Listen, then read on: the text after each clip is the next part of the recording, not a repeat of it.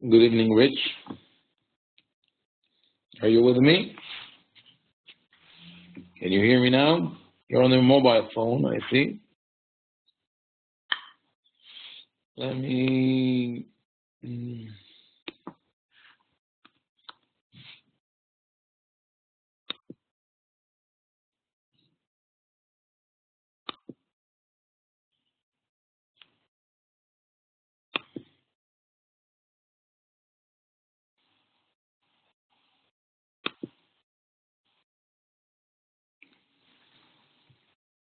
David, welcome.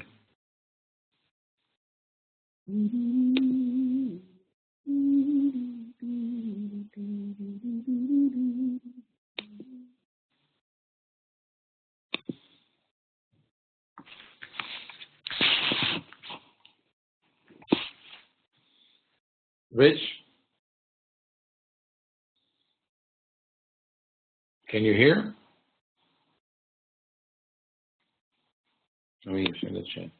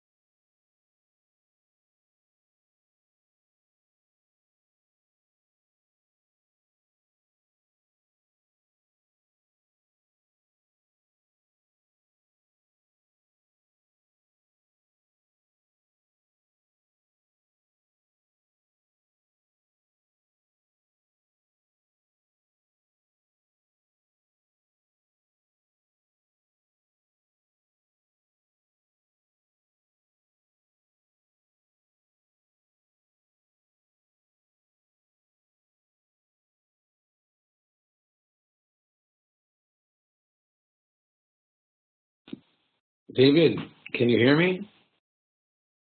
I'm waiting.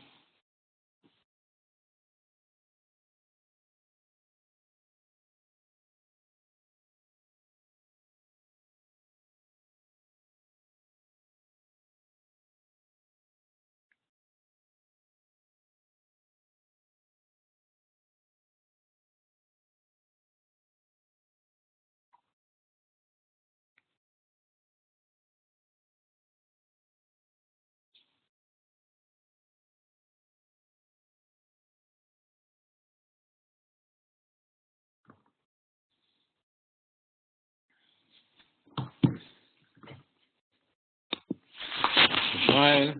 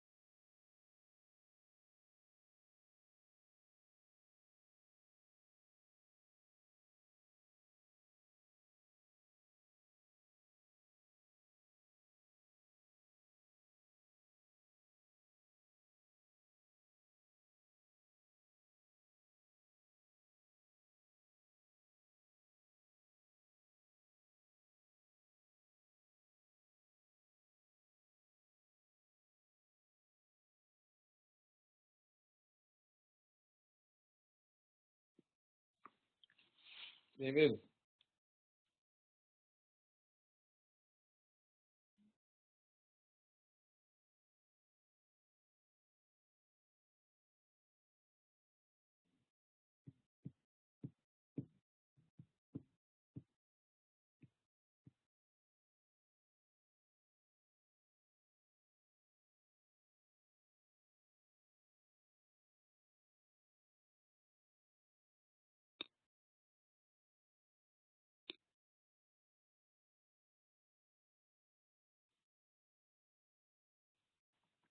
Rich, can you hear?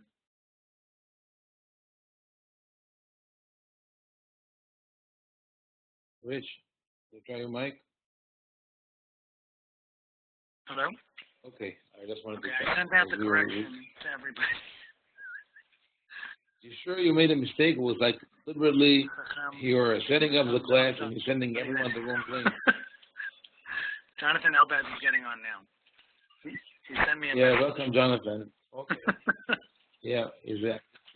Join. Okay. Seems like a sabotage. Okay, right. Maybe Rabbi Master guy. I don't know. Okay. So this is the reminder. You see? And maybe like kill a couple of minutes if you want with something else, just so people can actually get on the data room with the link. Well, I want to introduce you to each other because some people you don't know. So far we have David Dweck is a very good friend of mine from Los Angeles. We go back, I think, at least 14 years that we met in the shul over in LA. Was very strong on the agenda of the Sephardic education, Sephardic identity, which I know also many years from Deal. It's almost 20 years now, 17 years. And we reconnected in the last couple of years. And Yosef Galanti prays with us in Sephardic. Yosef, I don't know, you have a family in LA also? Unfortunately not. Oh, no, because I know the Galanti from LA. My father's from Seattle, so that's... Okay, and Bobby Lastari is joining us also from Los Angeles. So we have it's a full West Coast presence. Even with you, you're from Seattle originally. Okay. John Elbaz, I see, connected and left, but okay, we'll see. Before we start, because we're starting a new book, but hopefully after I move to Maryland, we're going to start also some serious discussions of halakha, things that maybe, in the Brooklyn atmosphere is not always very healthy to discuss. So just to give me an idea before we start, what do you know? How do you feel about the book of Eov? What do you know of it? Your impression of because it's not a book that usually is taught in the yeshivot or in the schools. You have any take on the book or thoughts on the book? What do you know of it? Feel free to participate. Rabbi, I've only ever gotten through the first couple of chapters. It's always gotten way too esoteric, or it gets just too long and too much discussion. And I only get through the first or second chapter when I try. Okay, interesting. And that you studied for that's an interesting comment because as I wrote in the Rich sent out sort of a brief synopsis of what the class and what we're going to go through the book of Yov. I don't think that we're going to do the word by word all the chapters because it is really very, very long. It's 40-something chapters, but there's a reason for the length. Why is it so long? And that is that part of the reason that it's so long is that there is a message there that the author didn't want people to find so easily. So it's like an encoded message, and he wrapped it with so much dialogue around it that if you're not persistent enough, maybe you won't be able to get to the core of that message. So it's deliberate because when you go word by word and you analyze all the chapters, you realize there's a lot of repetition, there's a lot of redundancy in terms of the concept of the language. But that I think is deliberate. And as I also mentioned, also in that email, the book actually touches upon some of the most important questions in in Jewish philosophy. Actually, the most important question, maybe I can say not the most important. There are two. I think there are two very, very serious questions that are mind-boggling for any observant Jew. Once we accept the sort of the axiomatic statements that God knows everything that happens in the world, and He rewards the righteous and punishes the evildoers. So this is one problem that really I think is sits on the mind and heart of every observant Jew. Even people who are not observant but have some kind of connection to tradition, they would have, and also Christianity and Islam deal with this question that how come how is it possible that we see that good people suffer? And there are many different answers to that, but none of them I think is really satisfying. I mean, if you ever heard an answer that's really satisfying, I would definitely like to hear it. People speak about Gilgul, reincarnation. That is hard to fit into the fabric of the Torah, because the Torah never speaks about reincarnation as a as a way for God to deliver the reward of the punishment. Then there is the argument that maybe we are sinners and we don't know that. But then what can one say when we know for sure that innocent people were hurt, as a case of children or babies or innocent bystanders or natural disasters and so on. So these are, I think, this is a very serious question that people right? And one that it seems like at least the biblical literature doesn't give a sufficient answer to.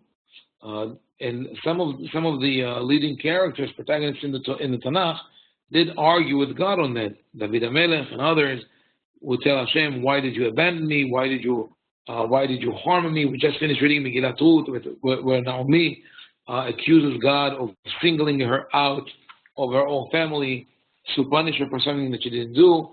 Shaddai Herali Meodi, she said, "My punishment was exaggerated. I did not deserve this kind of evil."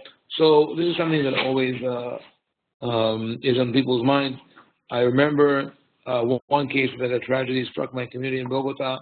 That it was a plane crash, and 5 people from my community were among the victims, and it was a very, very tough situation.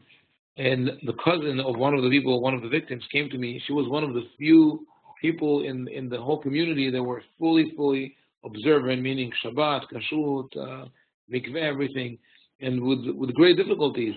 And she came to me and she said that her first reaction when she heard that this happened was that she wanted to grab a piece of non-kosher food and eat it, non-kosher chicken, as an act of defiance against God. Why did you do this to me? As if saying, I was so good, I did everything correctly. Why are you punishing me? So her argument was subconsciously that even if the person who was killed, maybe one would argue, deserved it because he was a sinner, but she suffers the collateral damage, being a relative of that person and being pained and traumatized by it. Why does she have to suffer?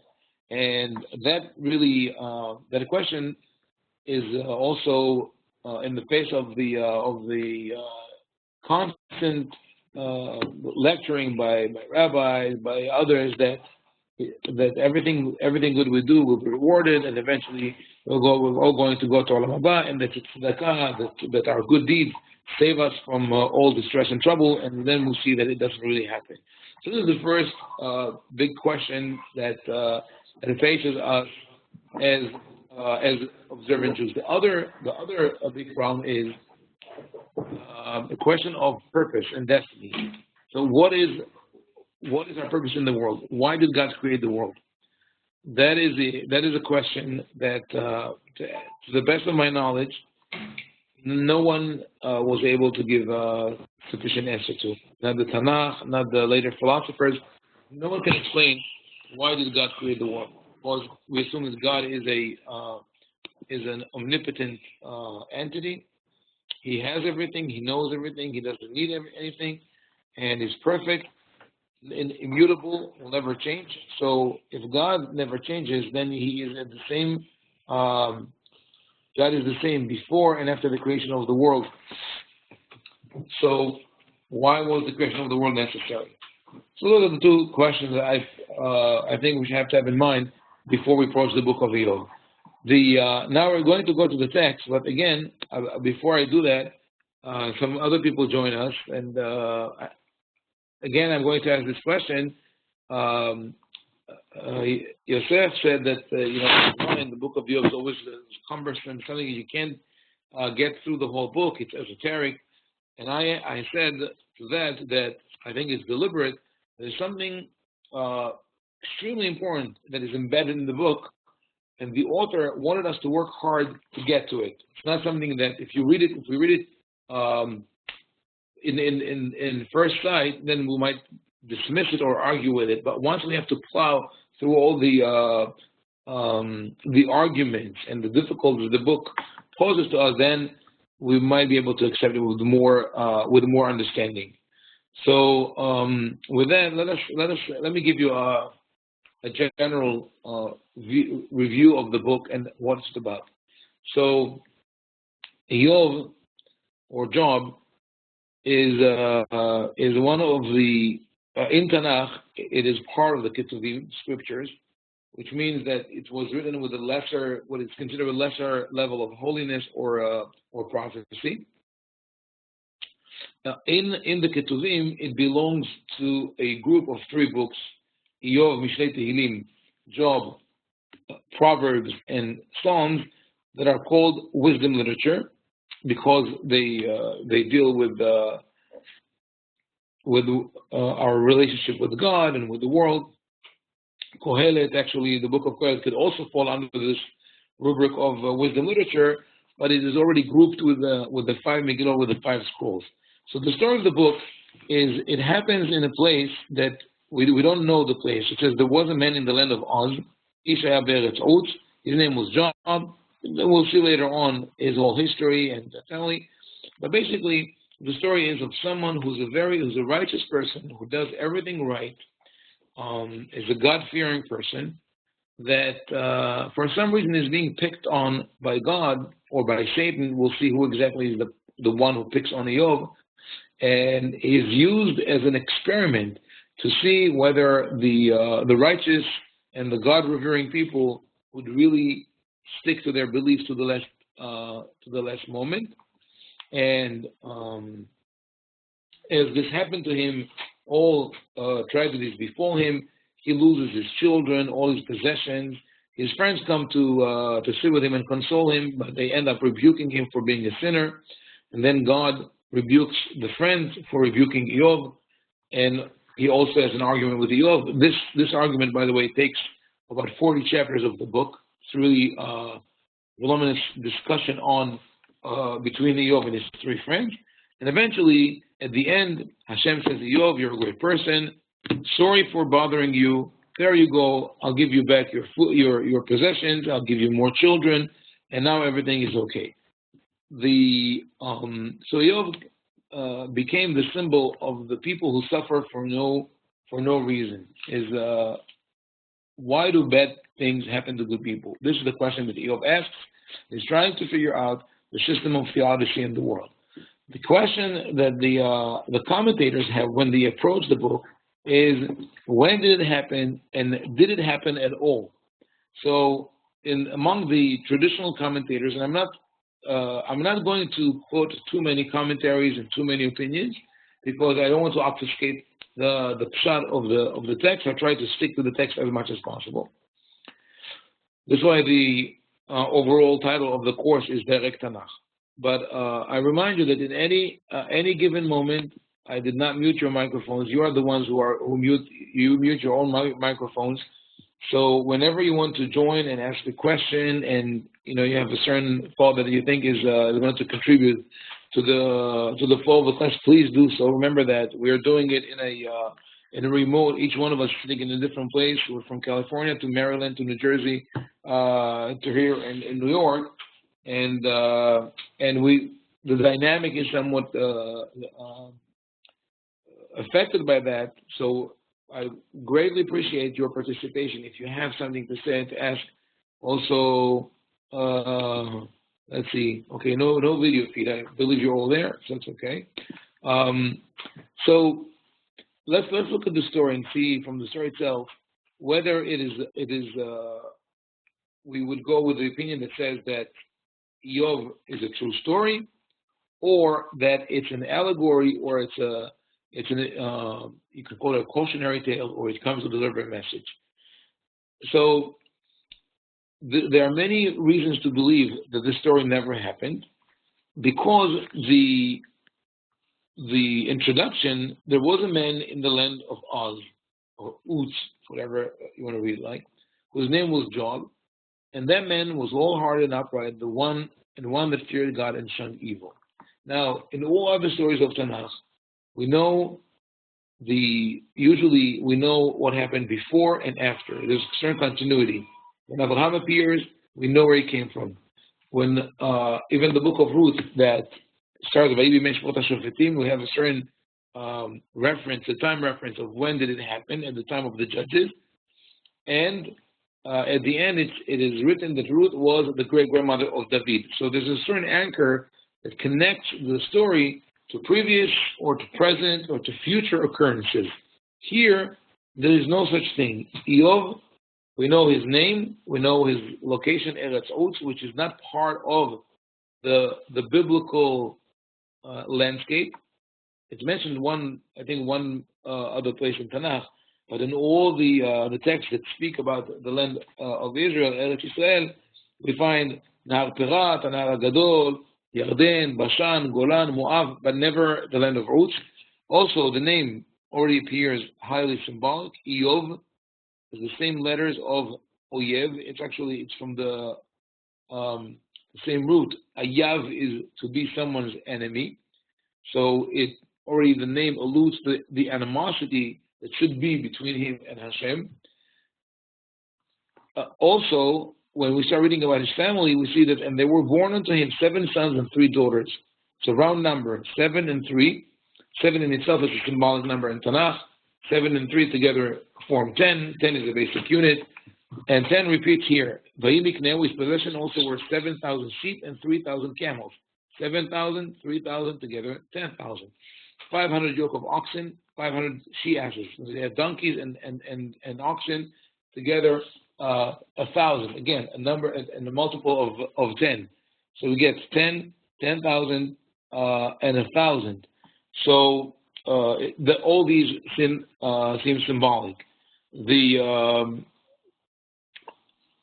Later on, we'll see. I'm skipping a couple of one chapter. After Eov is struck with this tragedy, his friends come to visit him. Eliphaz the Temanite, Bildad the Shuhite, Sophar the Naamite. Eliphaz the Temani, Bildad the Shuhite, Sophar the Naamati. Again, those are names that we know from all these places. We only know Teman, Eliphaz of Teman, which means the south, and we have no reference to places like Shuach or Naama. And so again, they sit with him Shiva Yemim Shiva Lelot, 7 days, 7 nights, symbolic number of 7. So those already suggest that this is not a real story, because we don't have an anchor in reality to know where it happens. But I think there's enough, to me, at least personally, there's another very, very strong argument against this being a true story, and this is the following verse, which is later on in chapter 2. Sorry, it's chapter 1, verse 18. So this is our messengers that come to Job and inform him of all the tragedies that befell him. And it says, behold, there came, he says,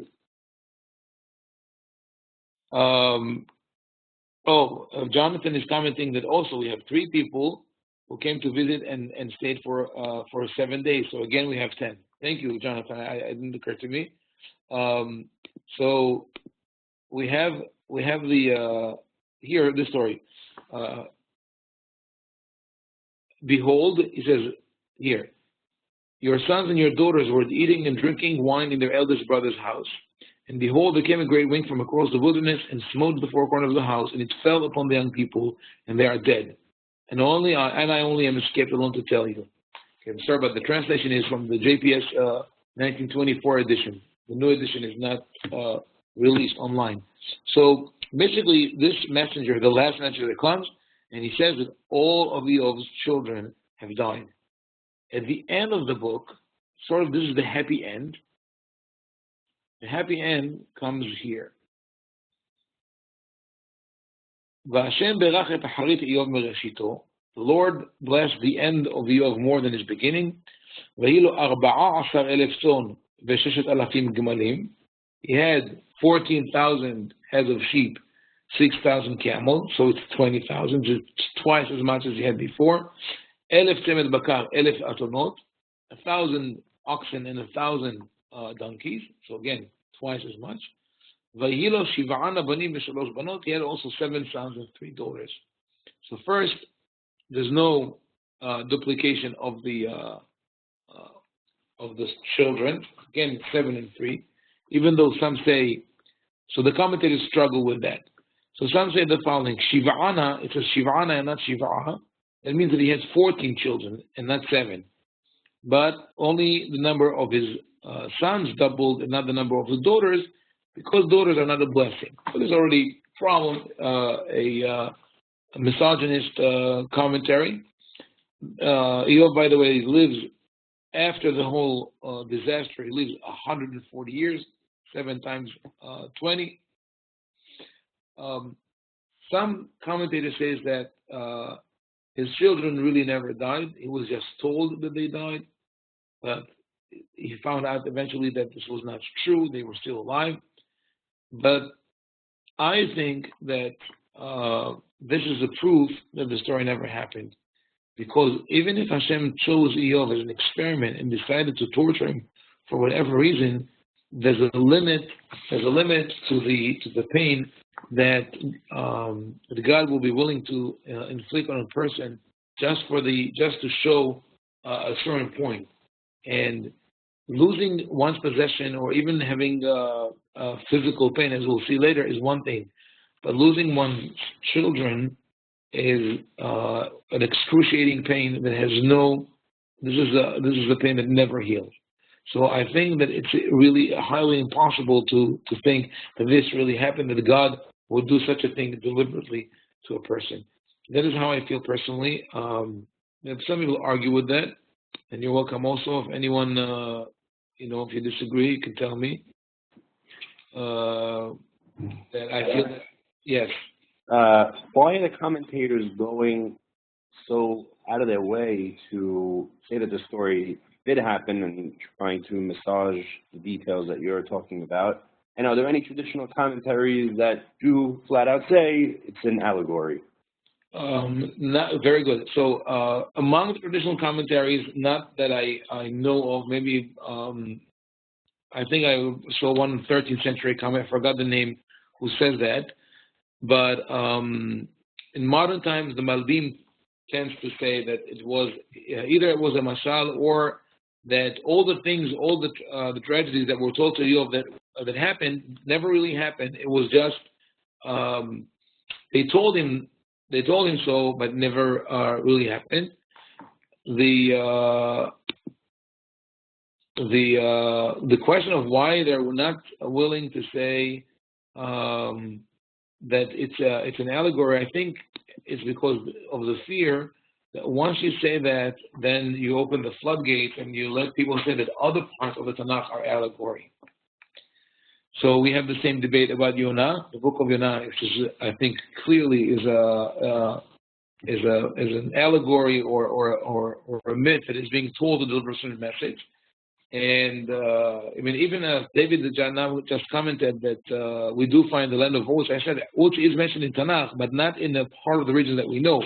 The same with Yonah. Yonah is mentioned elsewhere in the book of Melachim, but in the book of Yonah itself, there's no continuity. There are no threads that connect Yonah to other parts of Tanakh. So I think that the commentators were reluctant to look at certain things as allegory because then they would question the validity of the whole text. Maybe they wanted to look at the canonized text, at the 24 books, as one unit. All happened, all valid. If you question one, you question the rest. Rabbi? Yes? What supposedly happened after the flood of Noah? What? This story? Am I mistaken? Of Yov? Yeah. We don't know where it happened. We don't know where it happened. We don't know. There's no time indicator here. Okay. Yeah. No, because it's saying like, oh, it happened after the flood. I don't know if that's true, but This is some is based on Midrashim. Some I think this is actually the Christian approach. But in the text itself, there's no suggestion to when or where it happens. So we'll look now at the text. Look what happens here. So I would like to stick to the opinion that this never happened. That this is a story that delivers and definitely comes to deliver a certain message. It's a very, I would say, it's a very explosive message. It's not a message that could be easily digested, and that's why it is presented in such a protective envelope. Like Joseph mentioned in the beginning, it's hard to read through the book. It's hard to plow through the book, and you really have to work hard to get it there. I believe that we have an indication on who is the author of the book. It's very probable that the author of the book is Yirmiyahu, because you see the signature of Yirmiyahu in many. I'll show you when we get there, in parallels to the book of Yirmiyahu, and also in parallels to the book of Echa, the scroll of Lamentations, that is also attributed to Yirmiyahu. So those two books sort of shed light on who's the author of Yov. So now I'm going to now read the first chapter of Yov and see what happens there.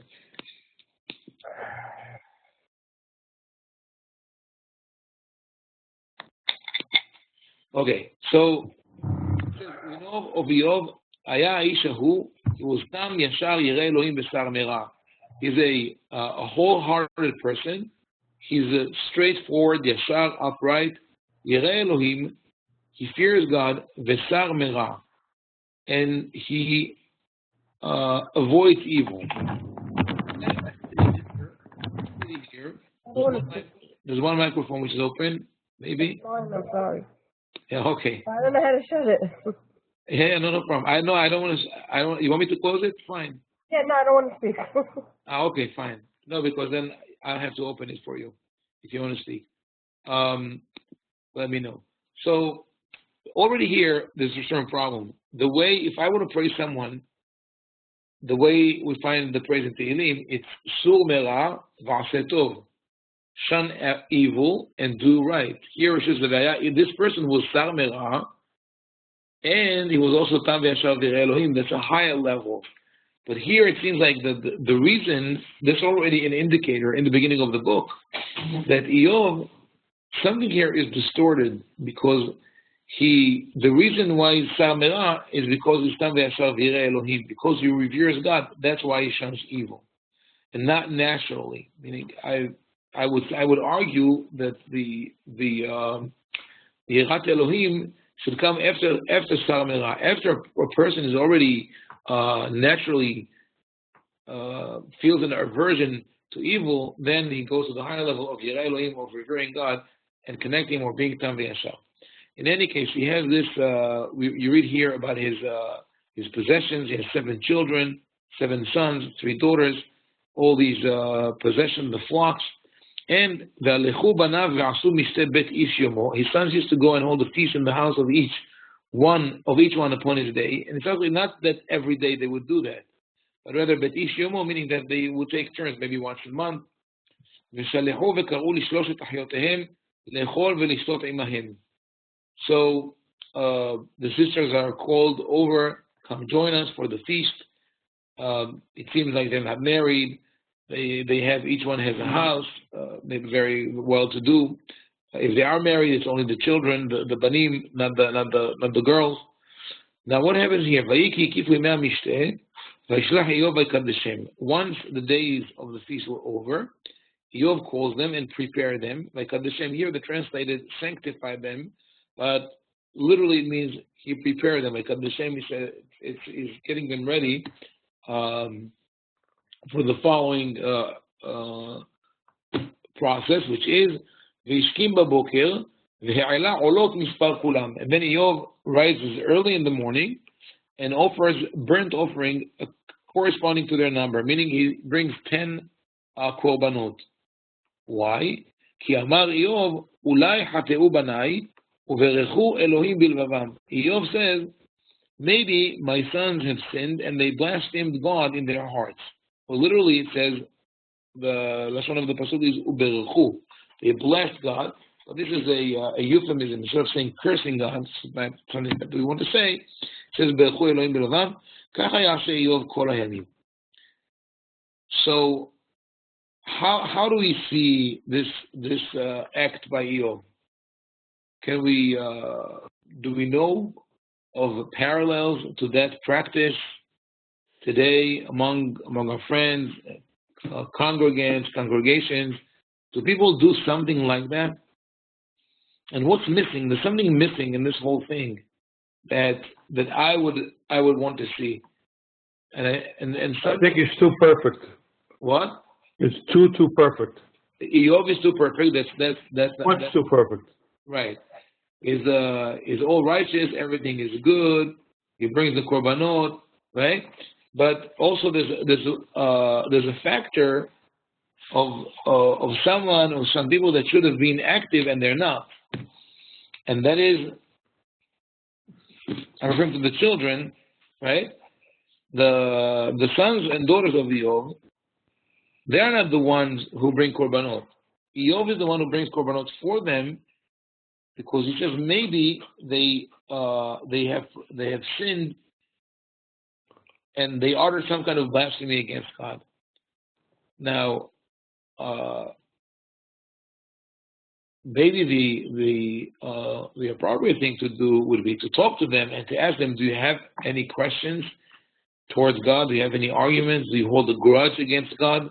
Why would Eov has this perfect life, and he's well-to-do, he has his beautiful family, all united. Why would any of them want to curse God? Can any of you think of a reason that Eov would think that one of his sons is rebellious? Is he the kind of a totalitarian, disciplinarian father that yells at his kids when they eat dairy after meat, or when they turn the light on Shabbat? Or do they do that? Is he the kind of person that always fights with them and then is afraid that they're going to rebel against religion? So we don't know yet. We'll see as we go through the book. But we could look at this as something that strives for perfection, that someone who wants to cover every possible angle of mischief or sin. Or we could ask ourselves also, what is the source of Eov's great fear of blasphemy?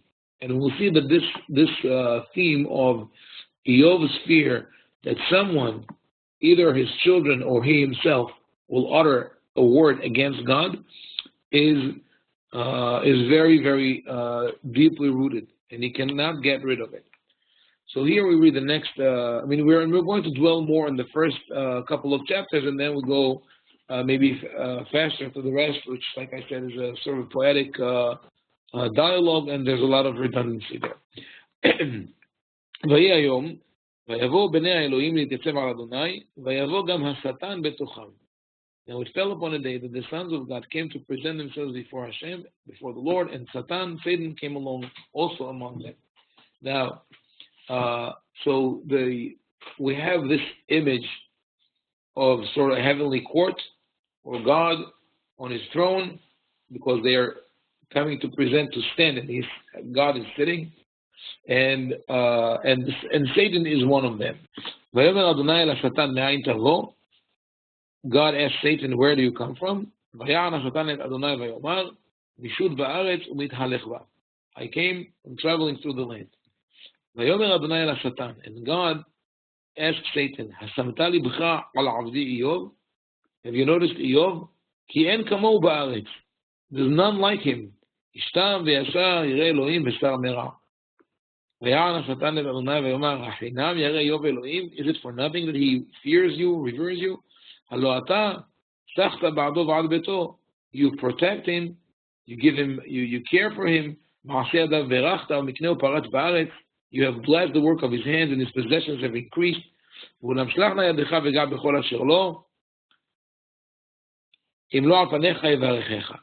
So if you touch him, let's see how will he respond. So Grace raised the question, why is it called Hasatan, as if we know the Satan? It's a good question, especially since the Satan is not really a common presence in Tanakh. Satan only appears twice in Tanakh. In both cases, it's not what we think of today as Satan. One is with the story of Bilam. When Bilam goes to curse Am Yisrael, it says that the angel came to stand as a Satan, and it comes from the word in Hebrew soteh, to deviate or to veer off course, and the angel came to cause Bilam to veer off course and to stop him from going to curse Am Yisrael. It also is written in Sefer Melachim about Hadad, one of the opponents of Shlomo, who became the Satan of Shlomo, meaning the opponent of Shlomo. So the Satan really means the opponent or the adversary. This is like how it's still referred to in Christianity. To the Satan, one of the names is the adversary. So this is really one problem. Like how Satan is as a known entity, even though technically we could say that the Satan is introduced to us in the book of Yov. The problem also in this whole dialogue is that who instigates against Eov in this story?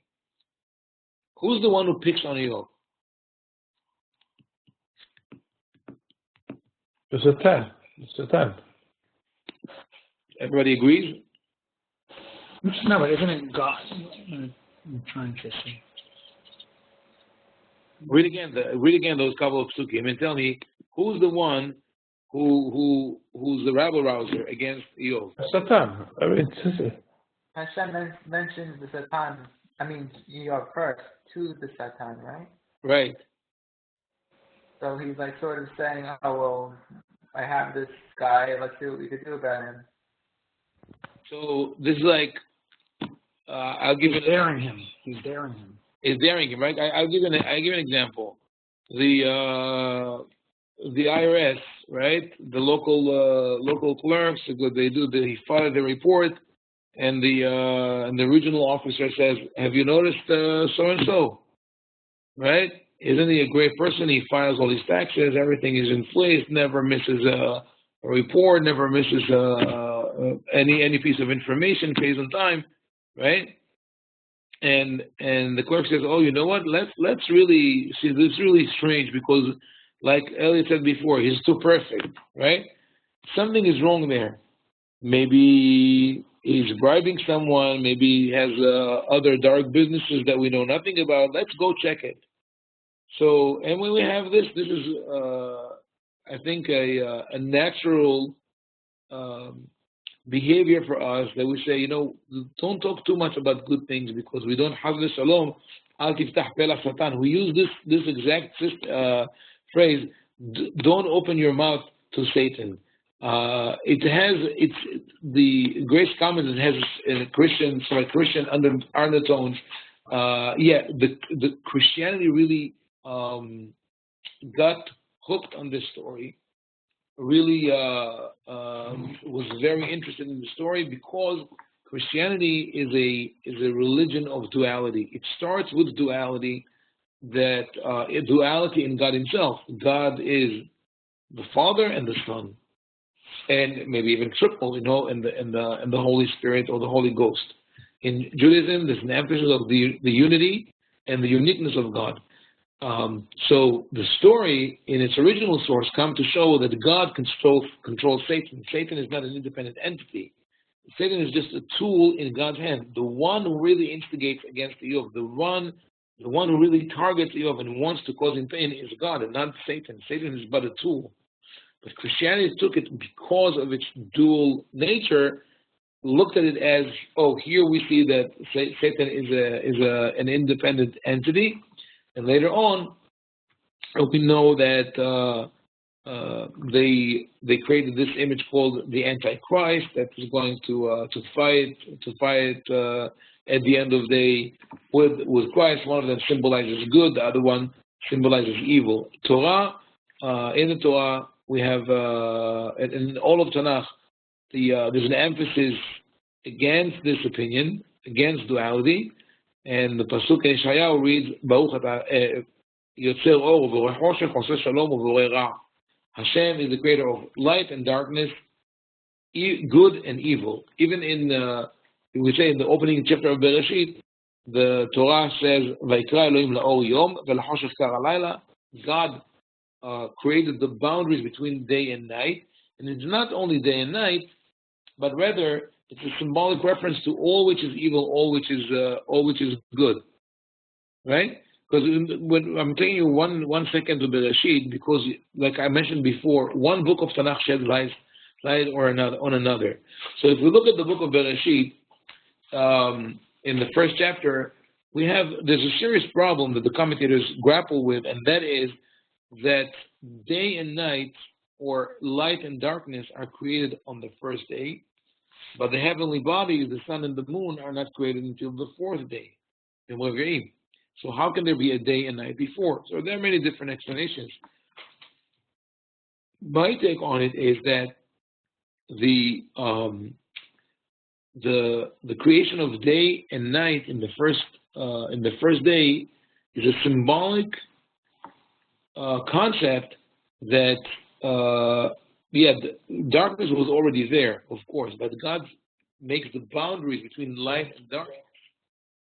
So in that, it means that He gives, He plants in humans the ability to go either way, and to also associate things with good and evil. We have a whole world of associations that, and usually it's everything negative is connected to darkness at night, loneliness, quiet, and the everything positive connects to the day and the hustle of the day, the commotion, the light, and so on.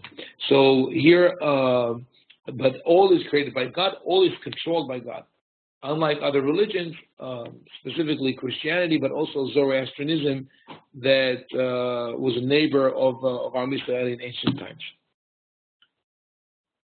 Fine. Okay.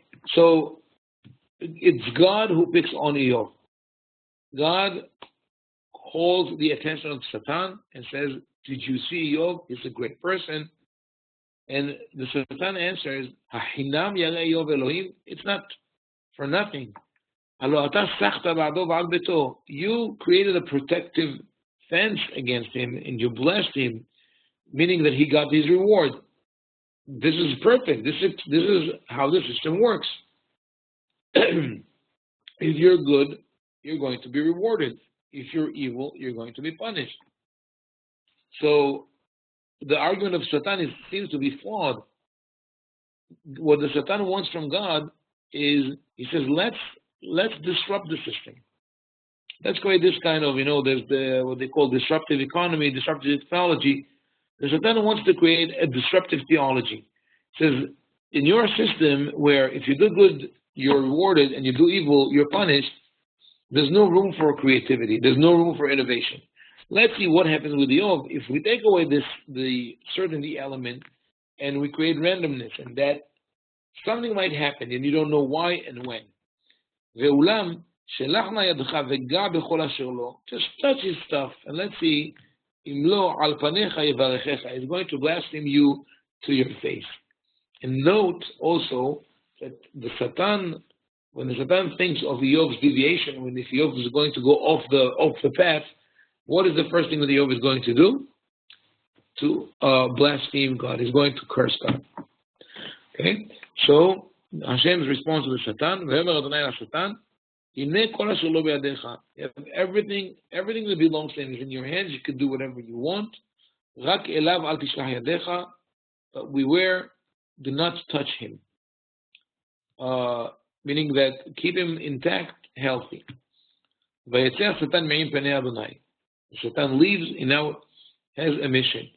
So this whole scene is very eerie. It's like those entities. One is God, the other one is a heavenly entity. They are super powered. They omnipotent, or close. The Satan is close to omnipotent and omniscient. And this Eov, meanwhile, keeps on living his life normally, not knowing that a storm is brewing and something is going to happen to him. And on that day, the turn was to eat by the eldest brother's house. And not an angel, a messenger. The oxen were plowing with donkeys who were grazing next to them. And the people of Sheba came and captured all of them and killed all the servants. And I'm the only refugee, and I came to tell you. So as if would have been better for you not to know, but there's one refugee, and this one refugee comes to tell him those terrible news. A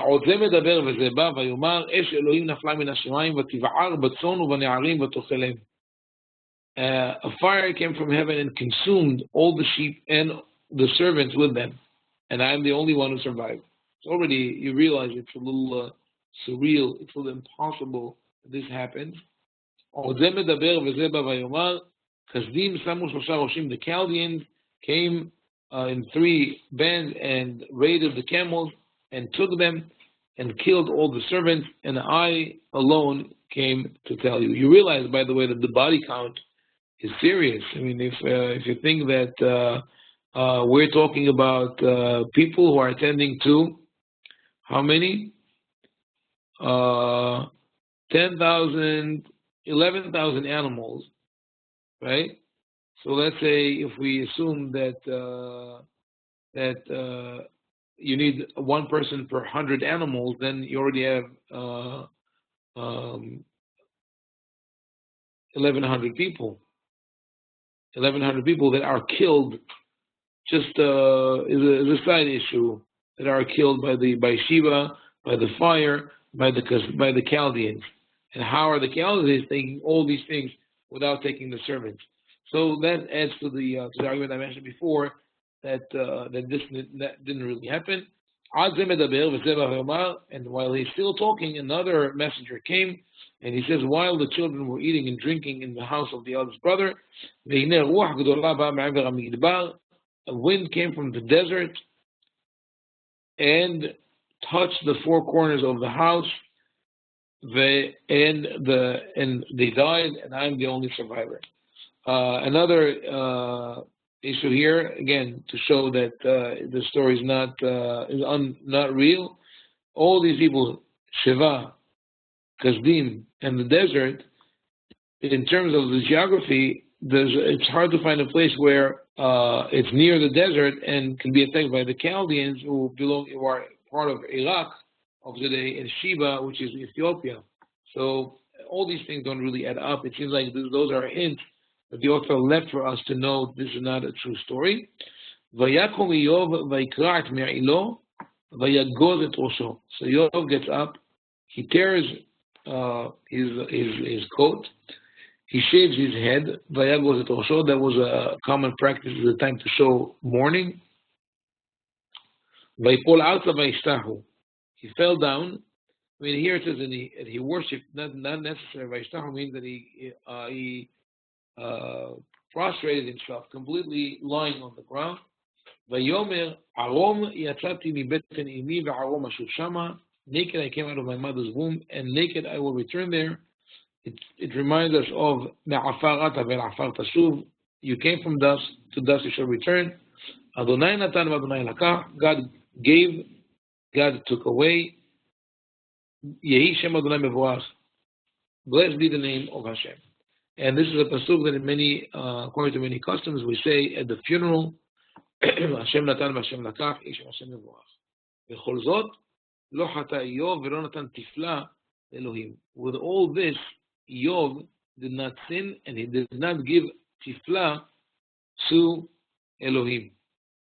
So the word tifla, it sounds like tefillah. It's it also means in Hebrew tasteless. Tafel is something that has no salt, so it's tasteless. But the connection in the root is that tefillah in Hebrew actually means judgment. Leitpalel is to judge oneself, because it's a reflexive term. Pelilim is criminal law. Leitpalel is to judge oneself. So when I pray, I judge myself and I assess myself whether I'm good or not. Lonatan tifla, it seems like it means that Yov did not come in legal argument against God. Why did you do this to me? So you see that there's an emphasis in the pasuk that the name of Hashem is blessed.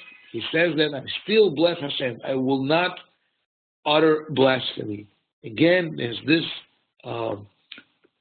great concern about uttering something against Hashem.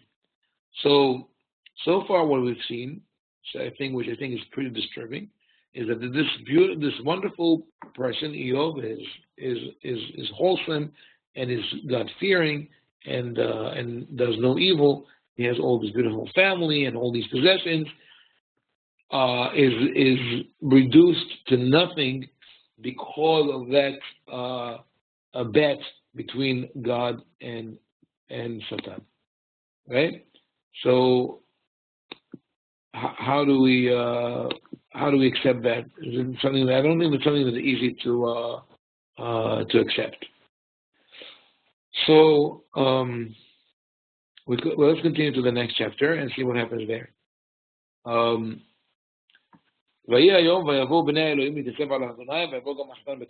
again, the sons of God come to present themselves to Hashem and Satan too. And Hashem asks the same question, and the Satan answered the same answer. And Hashem tells the Satan the following: have you take notice of my servant Eov? Ki en kamo ba'aretz. There's none like him. Tam ve'yashav yireh Elohim sar merah. He's an awesome person. He's a God-fearing person. Ve'odenu machazik betumato. He still holds on to his integrity. V'tesiteni bo levaleo chinam. And you instigated me against him to destroy him for nothing. And this is what is this, sarcastic or ironic that Hashem would say that after we saw that Hashem was the one who brought up Eov's case and instigated the Satan against him. But anyway, again, this is the argument of the prophet, probably Yirmiyahu, who wrote the book, he's trying to get into our mind what happens to us really. I'll refer to Rabbi in a second.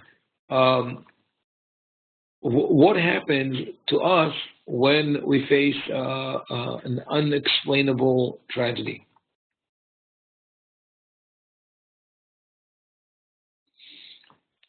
Did the author say that maybe God was in charge just so he could show us, like in today's day and age, that he's in charge of basically everything, and basically he runs the show through this story? So the Satan is a facet in God's personality, sort of? Are you saying that when something happens, something bad happens, and we start asking, why did God do this to us, right? And then we have to reconcile what we know with what we see by saying that maybe it wasn't God, maybe it was, like people call Ma'aseh Satan, it was an accident, it was something that, because of the circumstances, it could have happened. Meaning, I heard this argument, people say that, yes, every person has his time and day, but if you cross the street on a red light, if you decide to run through Ocean Parkway and a car hits you, then you provided the circumstances for your own early demise. People would say that. So it seems like Hashem plays here the two roles and says, you caused me to go against Eov, but really he didn't deserve it. But meanwhile, it's Hashem himself who did that.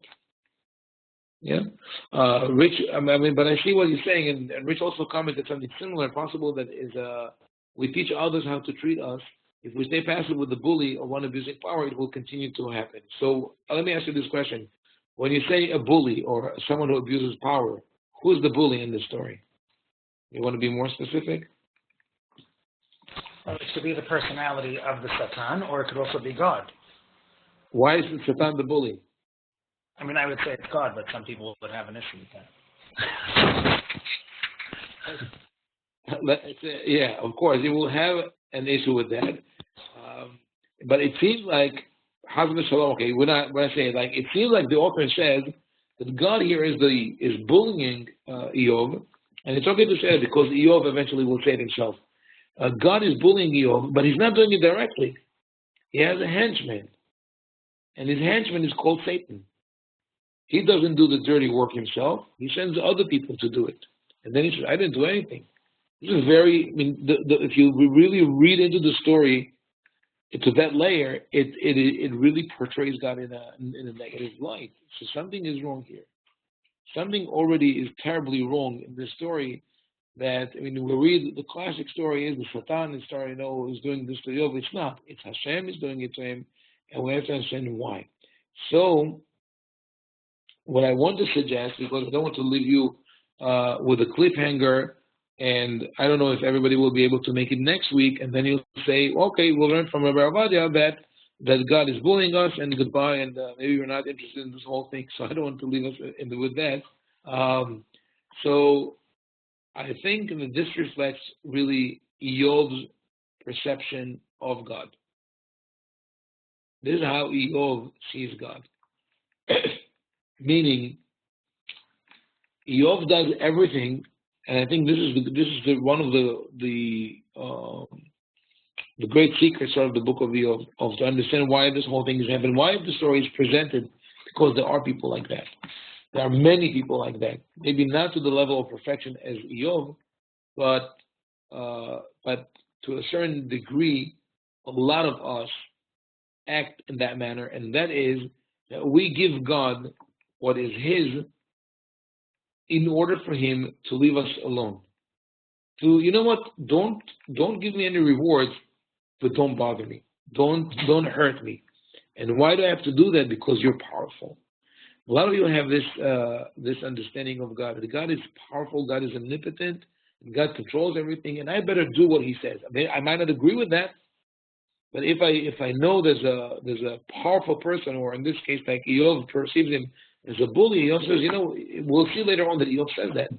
Eov says, you are so powerful, I cannot defy you. There's no way that I can defy you, that I can do something else. Or in other words, I have no free will.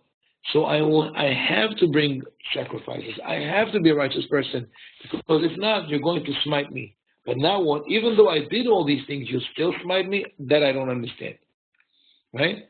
And then I think also explains, and we'll see it later, why Eov has such fear of uttering blasphemy. Because this is like what we call the Freudian slip. That the word is at the tip of your tongue. You want to say it. You know that you want to say it. And you try with all your might not to say it. So it's sort of it's absurd, because the author of the book, as the all-knowing narrator, he knows that Hashem knows everything. So Hashem knows what Eov thinks, but Eov doesn't understand that. Eov thinks, okay, as long as I don't say it, I'm fine. I can think it, but I'm not going to say it. That's why he's so nervous about blasphemy, because it's on the tip of the tongue. It's like you work with a harsh person. Your boss is very aggressive, very abrasive, and you want to tell him what you think of him, but you're going to lose your job. Oh, maybe that's why it's called job. So you know that if you tell him that, you're going to be in trouble. So you just bite your tongue and you keep working. You're not going to tell him the truth. So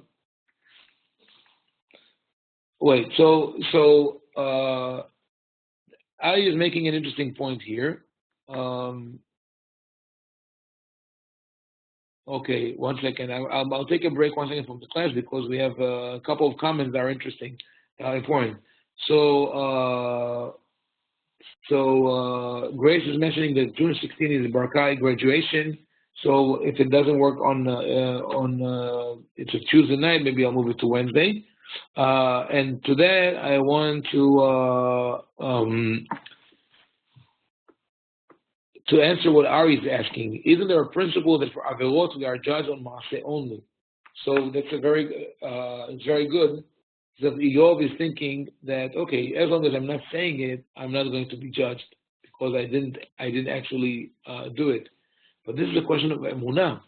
It's a question of if you think, and that is where the problem lies, right? Maybe Eov is thinking like Ari is suggesting, will I be punished for it or not? And he says, I technically didn't do anything. I didn't say anything. I can think it. But if this is the principle that guides me through my observation of mitzvot, the only reason why I do certain mitzvot, is because I don't want to be punished. And I think that they're wrong. I think that they're arbitrary and they're imposed on me. Then maybe there's something that is flawed with the way that I keep Torah mitzvot.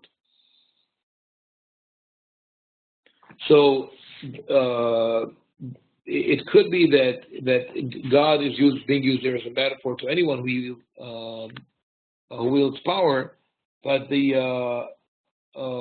but in general, I think that this is what happens in the story. That Eov is the epitome of a person who does whatever he does, not because he feels naturally or intrinsically that this is the right thing to do, but rather because he must do it. So if we take that, as a trying to look at people around us and ask, do we know people who do that? Like the question that I asked before here on that pasuk, that at the end of the days of the feast, it would call all the children and he'd bring sacrifices for everyone, because maybe they have sinned and they blasphemed God. Isn't it in a way like people who never attend shul and they come only on Yom Kippur and they come and do the prayers and they go home and they feel good? Says, God, you see, I did what you wanted for me to do, right? Or maybe the mafioso who with the money that he got illegally build new wings in hospitals, right? Isn't it like he feels that he could pay for his evil deeds with lip service? I think that's something that happens, and we'll see later on as we progress to the other chapters what happens there. So now I want to wrap up in order to give everybody. I know that we could hang on for a little while, but I also want to give people that we have a time frame. So those who want to who have to finish can finish. Our West Coast friends, they don't care. They could stay 3 more hours because now it's only 6:30 p.m. But us Easterners, we have a little problem. We want to keep the time frame. So I'll officially conclude here. But please open your microphones if you have a couple of questions. We'll take a couple of minutes. Any questions, comments on what we did so far? And B'ezrat Hashem, we'll meet again next week. Yeah? Questions, comments? I see that, by the way, I want to welcome also Eli Ben Naim is with us, and Jonathan Elbaz from Rockville, Maryland. Welcome. It's nice having you. And I also tell all my friends in Brooklyn that the fact that I'm moving to Maryland, we're still going to have the online classes, and you're also invited to come visit there. So any questions, comments? If not, it's a lullaby. Thank you. Okay, thank you, David. Thank you. Hazak Baruch. Thank you, Elliot. Laila Tov. Laila Tov. Laila Tov. Okay. Rabbi. So, yeah. I don't know. It's a very interesting, different views on this. I'm still very perplexed on how it translates on how we deal with people. Yes. And how, the powerful keep the other ones silent, intimidation, all this stuff. But you just brought up the thing about Yom Kippur and all that kind of stuff. But I think it's more of the person that tries to make like he's doing everything so he could look good. Right. Versus the other person and trying to make like they're better than the person that only comes on Yom Kippur. or something like that, and tries to like rub it in people's face that I'm Shomeshvad, I'm this, I'm that, and you're this or this and that.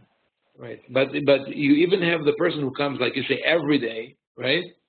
What about the person who comes every day to shul? He's there every morning. He opens the shul, he closes the shul, he makes sure that no one makes a mistake, that no one goes out of line, right? But you could see him after 50 years, and he's still the same person. He has never changed. He never affected the people around him. So you just say, where is this Yirat Shamayim only a cover? It's only a shell. Is there something inside? And I think that, especially for example, Rabbi Labaton. A couple of people here in the class know Rabbi Labaton, Grace and Elliot and others. And I think this is really a true example of someone who's an educator, or someone who internalized everything he believed in and was able to influence so many other people around him. I think that is a true measure of a believer, or someone who does things out of conviction that this is the right thing to do, and not because he's trying to avoid punishment or to get reward. Rabbi, we see very often that God is never really doing things on his own, but rather through the natural order of the world, through nature, and through messengers. Yes. Very often he's sending melachim, that's explicit, and even his messages are through melachim, like nevi'im or righteous people.